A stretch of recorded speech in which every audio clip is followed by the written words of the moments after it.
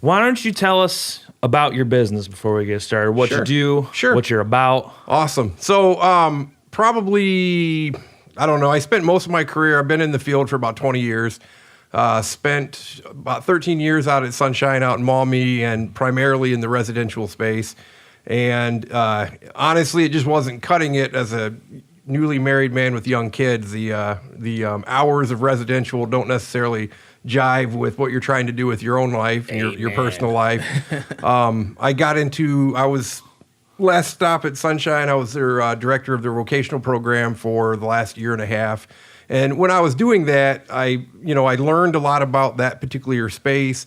I learned a lot about some of the upcoming changes that were coming, the rules that were currently in place, the rules that they were going to be in the future, and how that would, basically apply. So long or the short, I looked at the program that I was currently managing, basically noticed there were ways that I thought maybe that could move forward in a better direction. And ultimately, I guess, got to the point where I decided it might be easier for me to try to do this solo. One of the awesome things about working for a big company is you got a lot of support, a bigger bank account, a lot more resources, but also it just takes a lot longer to get things done. You can't make a decision on your own. Yeah. Right. So, I had a vision. I mapped it out in my head. I bounced it off people I trusted. Made the decision to just leave the place I'd been at for 13 years and basically open up my own vocational program. When we opened it, our goal was, as still is today, to have locations that are basically centered around the individual. So instead of, a lot of times I felt like at least 7 to 10 years ago, you'd have a program that people would come and tour, and it was almost like the individual had to adapt to the program. That was backwards then, and it's even more backwards now, especially that the federal and state government is saying it's backwards. Right. So the goal now, and what we tried to be the leaders of and jump out in front of 7 years ago, was you first basically stands for like you're first. You come to us. We're not going to tell you what we're all about and what we're trying to do. You're going to tell us what you want, what your dreams, what your desires are. Basically, the vision of the person-centered planning, and we're going to basically try to have our program adapt to you versus you coming into our program. So we take it pretty serious when we have somebody new come and tour.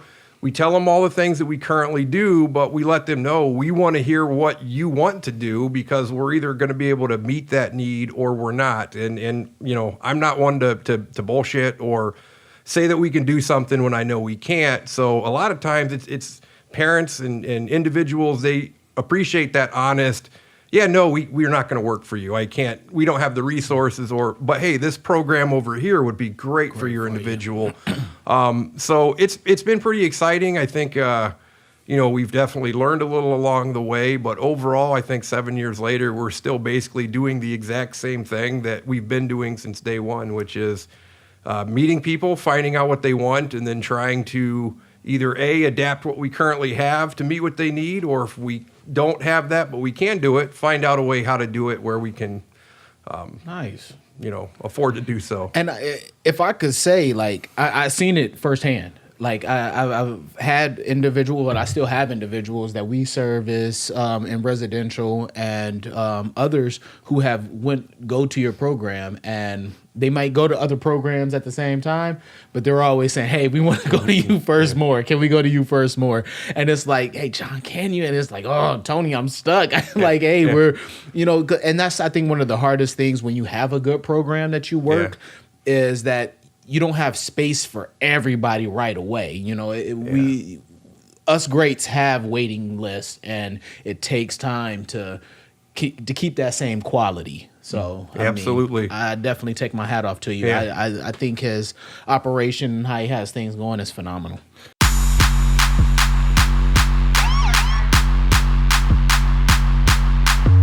Hey, this is Tony. This is Paul, coming at you from the Friends for Life podcast. And we're go.